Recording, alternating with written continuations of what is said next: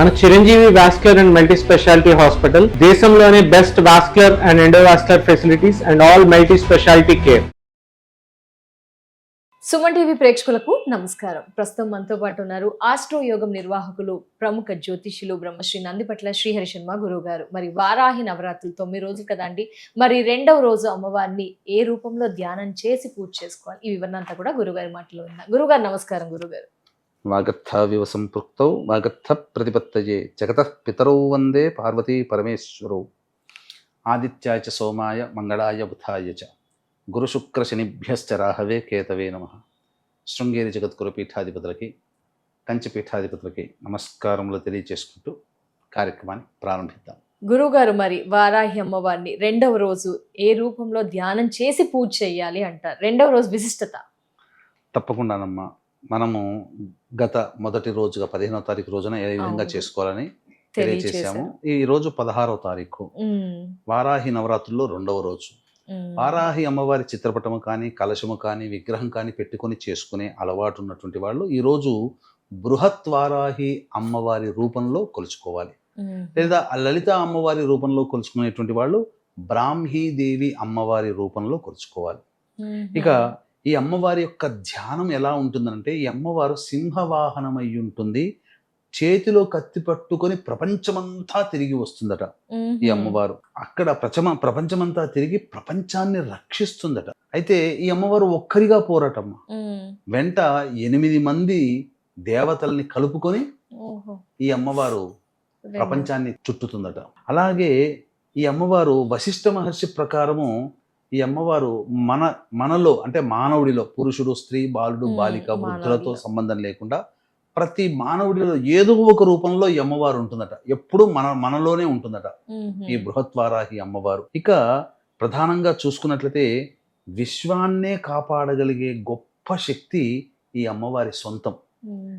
కాబట్టి అంతేకాకుండా ఈ అమ్మవారి దగ్గర అసమానమైనటువంటి శక్తులు ఉంటాయట. అసమానమైన ప్రతిభ కనబర్చారనుకోండి. ఇప్పుడు ఉదాహరణకి ఒక అబ్బాయి ఎన్ని ఎంట్రన్స్లు రాసినా అన్నిట్లో ఫస్ట్ వచ్చి అన్ని ఇంటర్వ్యూలో సెలెక్ట్ అయ్యాడు అనుకోండి, ఆ వ్యక్తికి అసమానమైన ప్రతిభ ఉన్నట్టే కదా. ఇప్పుడు కొంతమంది ఫస్ట్ ఇయర్ లో చిన్న చిన్న మాటలు ఉండగానే అన్ని కంట్రీస్ క్యాపిటల్స్ అన్ని చెప్పేసేస్తుంటారు. చిన్న చిన్న సంవత్సరంలోనే, చిన్న చిన్న వయసులో. అంటే ఏంటి, అక్కడ అసమానమైన ప్రతిభ ఉంది వాళ్ళ దగ్గర. అటువంటి అసమానమైన ప్రతిభ కనబరచాలంటే ఈ అమ్మవారి యొక్క అనుగ్రహం ఉండాలట.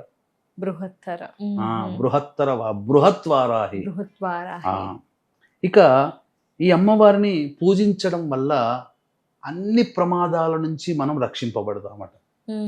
కాబట్టి వీక్షించే ప్రేక్షకుల్లో ఈ రోజున రెండవ రోజున బృహత్వారాహి రూపంలో కొలవడం వల్ల పూజ చేసే వాళ్లే కాకుండా పూజ చేసిన కుటుంబంలోని సభ్యులందరూ కూడా ప్రమాదాల బారి నుంచి రక్షింపబడతారని చెప్పారు.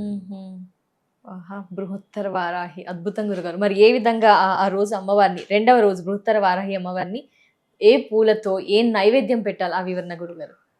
తప్పకుండా అమ్మా. అంటే వారాహి అమ్మవారు అంటేనే లక్ష్మీప్రదం. కాబట్టి లక్ష్మికి ఇష్టమైనటువంటి రంగు ఎరుపు రంగు. ఎరుపు రంగు పుష్పాలతో మందార పుష్పాలు, గులాబీ పుష్పాలు అయితే మరీ శ్రేష్టం. నాటు గులాబీ పుష్పాలు కావాలి, పారిజాత పుష్పాలు, అలాగే నీలిరంగు చామంతి, నీలిరంగు శంకు పుష్పాలు, నీలిరంగు నల్ల కలువ పుష్పాలతో అర్చన చేసిన, అలాగే ఎర్ర తామర పూలతో అర్చన చేసిన అమ్మవారు మనకి అనుగ్రహించే కరుణా కటాక్షాలు పొందినటువంటి ఆ పూజ చేసుకున్న ఆ ఉపాసనా పరుడి యొక్క వైభోగాన్ని మాటల్లో వర్ణించలేం. అంత అమ్మవారి యొక్క అనుగ్రహం సంపూర్ణంగా కలిగితే అమ్మవారి అంటే అందరము సంతానమే, కానీ అమ్మవారికి విశేషంగా మనం నచ్చుతాం, అది కావాలి. ఆ విధమైనటువంటిది ఆ పూజ అర్చనతో భాగంగా పంచోపచార విధానంలో భాగంగా అర్చన చేసేటప్పుడు ఈ పూలతో, ఇటువంటి చెప్పినటువంటి రంగు పూలతో అర్చన చేయాలి. ముందుగా వారాహి సహస్రనామ పారాయణం చేస్తే మంచిది, లేదా లలితా సహస్రనామ పారాయణం చేసి అర్చన చేయాలి. ఇక నైవేద్యం విషయానికి వచ్చేసేసరికి ఈ అమ్మవారికి సాధారణంగా రెండవ రోజున ఇంట్లో తయారు చేసిన కట్టె పొంగలి, పులిహోర, వీటిని నైవేద్యంగా పెట్టాలి. ఇక సాధారణంగా రెగ్యులర్గా పెట్టేటువంటి నైవేద్యాలు పనసపండు, దానిమ్మ, దానిమ్మ పండు, చిలకడ దుంప, ఉమ్, తేనె, ఇలాచీ పొడి వేసి పానకం, ఇలాచీ పొడి వేసి నువ్వుల లడ్డు. నెయ్యితో తయారు చేసిన నువ్వుల లడ్డూలు, ఉమ్, అలాగే బెల్లం పానకం మరియు కందగడ్డ, విప్ప పూలు, ఇవన్నీ కూడా అమ్మవారికి నైవేద్యంగా పెట్టవచ్చు. వాటితో పాటు ఇది కూడా పెట్టచ్చు, ఆ, కట్టె పొంగలి. కట్టె పొంగలి, పులిహోర. ఉమ్, తర్వాత కంద దీపారాధన చేస్తే, విప్ప నూనెతో కంద దీపారాధన చేస్తే అమ్మవారు చాలా ప్రసన్నురాలు అవుతుంది.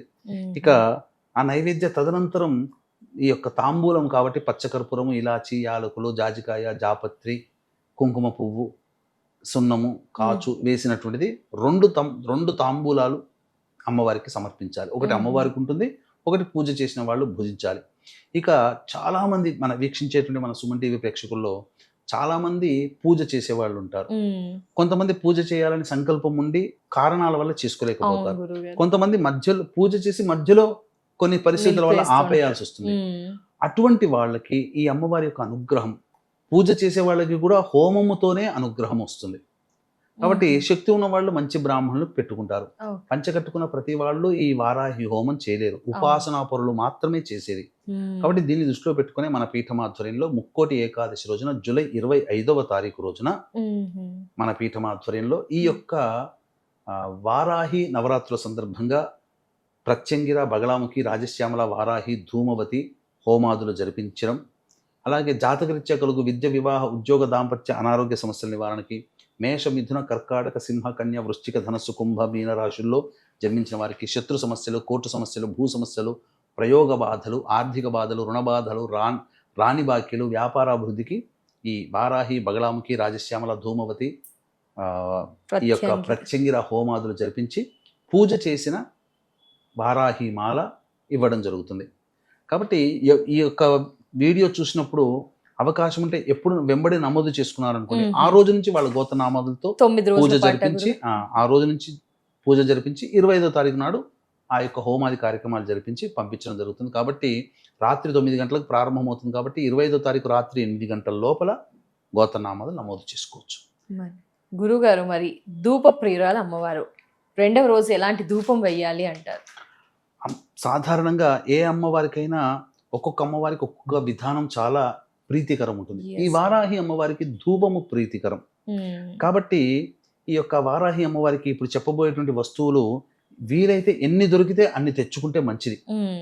కానీ ఇవి లేవే అని బాధపడకుండా దొరికిన వస్తువులతోనైనా చేయవచ్చు. గుగ్గిలం, తెలుపుదైనా నలుపుదైనా, అలాగే ఇలాచీ పొడి, తెల్ల గురివింద గింజల పొడి, తెల్ల ఈశ్వరి వేరు పొడి, తెల్ల జిల్లేడు పుష్పాల పొడి, మిరప పొడి, శొంఠి పొడి, మిరియాల పొడి, పసుపు పొడి, ఇవన్నీ వేసి ధూపం వేస్తే, రోజు ఉదయం సాయంకాలం పూట వేస్తే ఇంట్లో పట్టి పీడిస్తున్నటువంటి, అలాగే ఎవరైనా ప్రయోగ బాధలు చేశారనే అనుమానం వస్తుంది కదా, ఇంటి మీదనైనా మనుషుల మీదనైనా, ఆ బాధలన్నీ తొలగిపోతాయమ్మ ధూపం కనుక ఇంట్లో వేస్తే.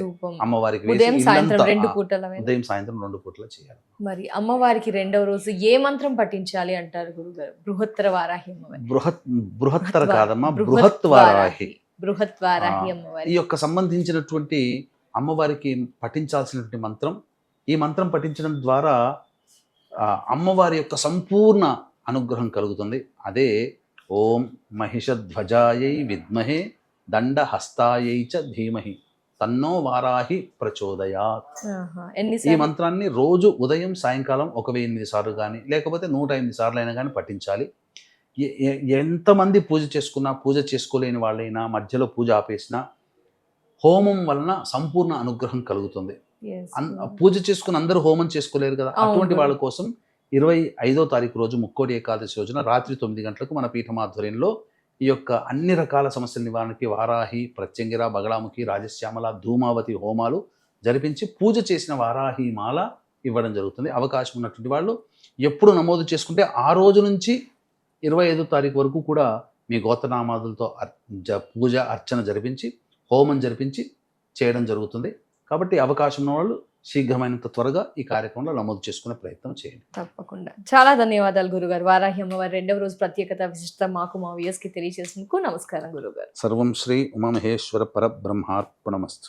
సో వ్యూయర్స్ చూసారు కదా, జూలై 25న వారాహి అమ్మవారి హోమాలు గురుగారి ఆధ్వర్యంలో నిర్వహిస్తున్నారు కాబట్టి మీరంతా కూడా పాల్గొనాలి. మీ యొక్క గోత్ర నామాదులు నమోదు చేసుకోవాలనుకుంటే కనుక స్క్రీన్ పై నెంబర్ ఉంటుందండి, మిగతా వివరాలని తెలుసుకోవచ్చు. నమస్కారం.